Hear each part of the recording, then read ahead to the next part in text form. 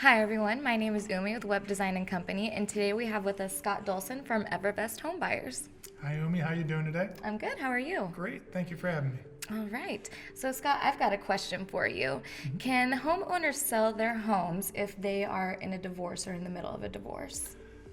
Yeah, absolutely. I mean, I can't see as any reason why they wouldn't be able to do that. Okay. I'm obviously not a lawyer, so in the courts, I would assume that they would both have to agree on the price of the sale of the home.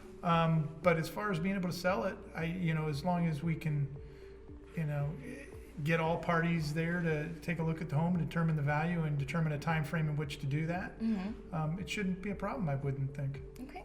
Now, I know that there are times where, depending on what the situation is, you can show up to the home and quickly draw out a contract, have it done even as soon as 2 weeks.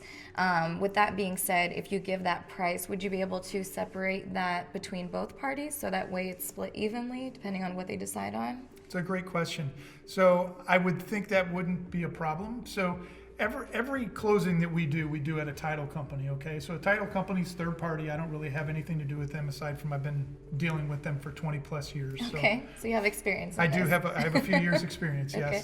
For good and bad, I guess. I wish I was a little younger, but that being said, yeah, I mean, the title company would know that they're both on title, and they would talk over with the title company how they wanted the funds dispersed. And I should think that would be no problem at all. Okay. Yeah.